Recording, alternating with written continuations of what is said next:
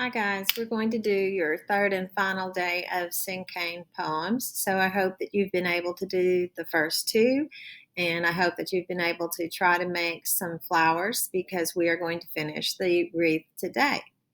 So I want to remind you what a cinquain poem is. A cinquain poem has 5 lines. The first line is the noun or the topic of your poem. The second line has 2 adjectives, and adjectives are words that describe nouns, and you will need to know that in 3rd grade, and poetry is a great way to learn about adjectives. The third line is 3 words. They are action verbs. They end in ing. The fourth line is a phrase, sometimes a list. We try to keep it to 4 words. We really don't want to go over that. And then the last line is a synonym for the topic at the top, which means it is a word that means about the same thing. So the first thing I want to do is look back at my poem that I wrote. And I wrote about the virus, COVID-19, because sometimes poetry marks a certain point of time in your life, and this will probably never happen to us again. So it's good to have a few things to remember it by. And so one thing I want to change, and this is another good thing about writing in pencil and about not doing them all on the same day, is I want to erase on this 4th line and death, not because that hasn't happened, just because that could be used in about any poem about sickness. But there were 2 words that kept popping up in my mind that have just come to light. I hear them every single day. I hear them on the news. I hear them on the computer, or see them on the computer. So have you heard the word social distancing? So have I. So I am going to replace those 2 words with social distancing because I'm really just writing this poem to be a sign of the times. So I'm going to write worldwide sickness and social distancing. And I like that better. I like having pandemic at the bottom because pandemic just doesn't happen very often. This will probably be, I hope, the only pandemic you will experience in your lifetime. All right, so we're going to start with our 3rd one. Now, since that one was pretty serious, I want to do a fun one because poetry can absolutely be serious and it can be fun. So I thought it would be fun to do hair, since that is a big thing right now. Everybody's so thankful that the beauty shops are opening up and the barbers because they're getting to make appointments this week to get their hair done. So let's do one about hair. So hair is my topic. I want you to stop the computer right now and write your topic on the first line of this page. You should be at the bottom. All right, so if you're back with me, now I have to come up with 2 adjectives to describe hair. So one thing I notice about my hair is the color. So I'm going to write gray. And if you want to remember that color words are adjectives, if your 3rd grade teacher starts saying use adjectives, go straight to color words because it is the easiest adjective to squeeze in a sentence. And I'm going to write long. So the second easiest adjective to squeeze into a sentence is a size word, and long is a size word. So anybody else out there have gray hair that's getting longer? All right. So while I write this on my page, right here, I want you to stop the computer and I'd like you to write your 2 adjectives for your topic.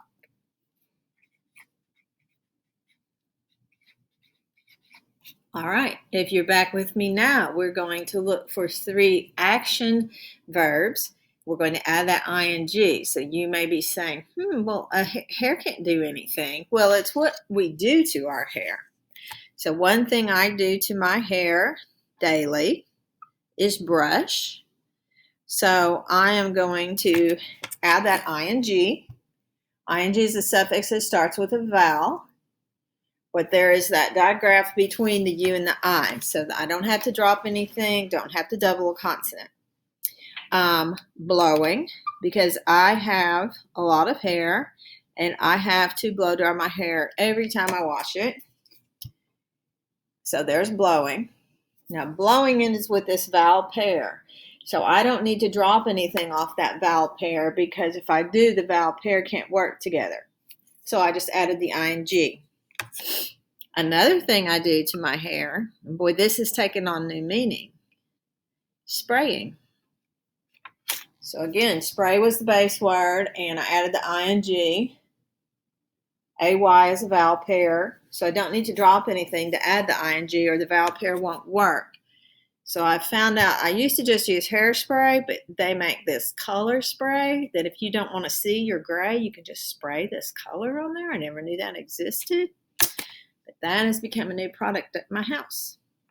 All right, I'm going to write that on here, and you can stop the video and write your 3 action verbs with ing on your paper.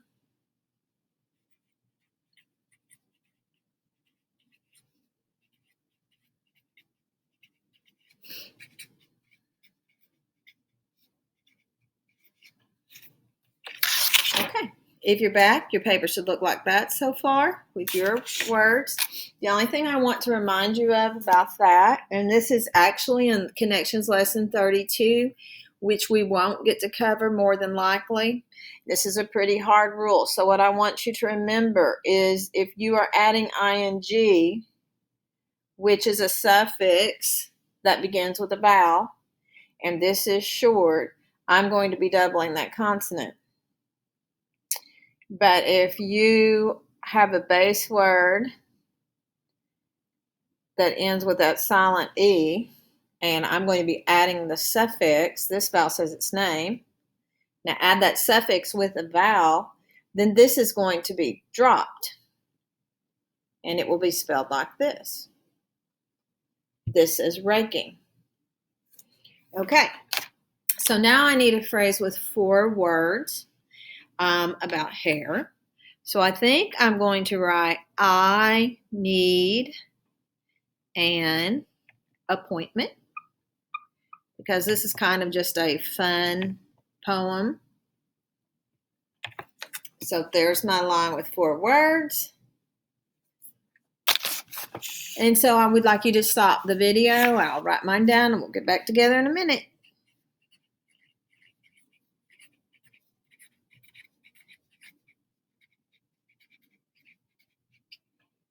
Okay, if you're back with me, now I have to come up with a synonym for hair.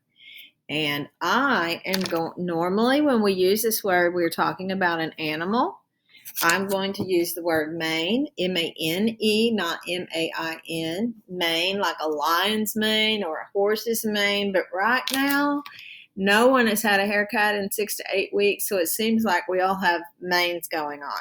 So I would like you to stop the video and write the synonym for your topic while I do mine. All right, if you're back with me, you should have your 3rd and final cinquain poem written.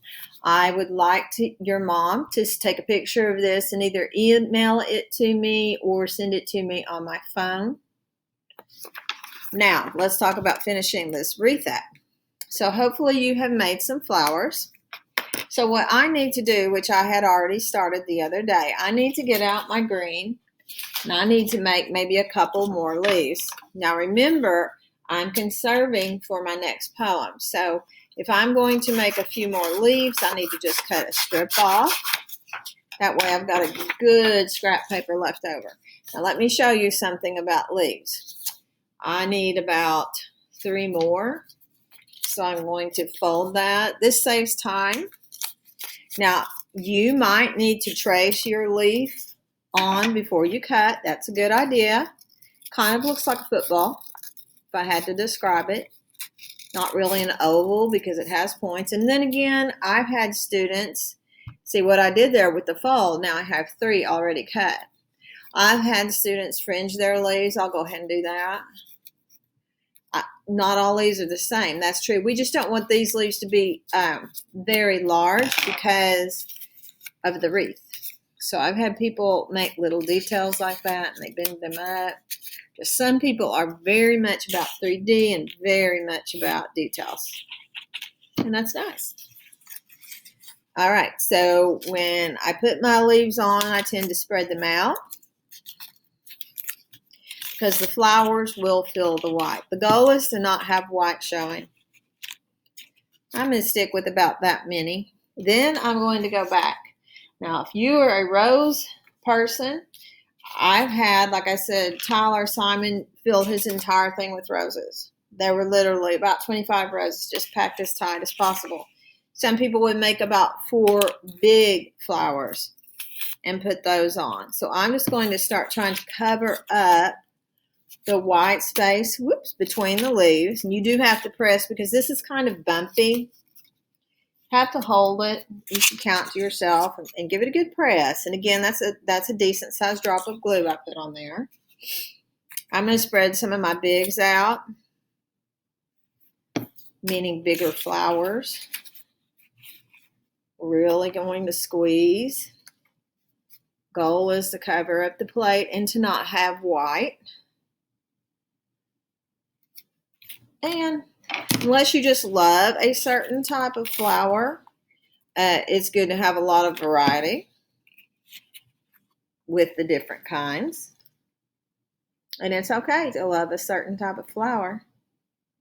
My mom's favorite flower was a rose. Her roses are just now blooming. I may do some filming in front of that before this is over. They're so pretty. So again, I'm having to press super hard. It's a good idea to mix colors up. Well, that one, I'm going to have to press more. It's heavy. If you doubled up any kind of layers like that, it takes longer to dry, and you really have to be patient with it, so I won't be able to wait on the video for that. But I would just sit here and squeeze. So I've got a white flower, a blue flower, and a pink flower. Let me get a couple of roses on. Roses, definitely. There's the place where you put the glue. Have to press them for a while. You can press I'm just sticking my finger straight down in it. I think I'll put 2 or 3 little roses side by side. Yeah, if you want to add more leaves so that you have less flowers to cover, that's fine. But what you don't really want is you don't really just want a bunch of leaves. So all our leaves are the same, and it just kind of makes it boring. Is that a word for that? Okay, we want it to be fun. So I don't know if you can see, I put some there, and I've got a purple flower over here that's nice, so I may squeeze one more over there. Okay, now we've made this wreath. Hold it up one more time. Anything that's a little heavier, like the purple one I'm squeezing now, you have to. Boy, that one doesn't want to stick. I'm going to really have to spend some time on that one. It's heavy. It's got 2 sheets of construction paper, but it will stick given time. The glue's just super wet. All right, now we're going to go to the middle part. So you are going to be getting back into your green folder that I brought to you for poetry. And you are going to find the sheet of paper that looks like a circle that has lines on it for you.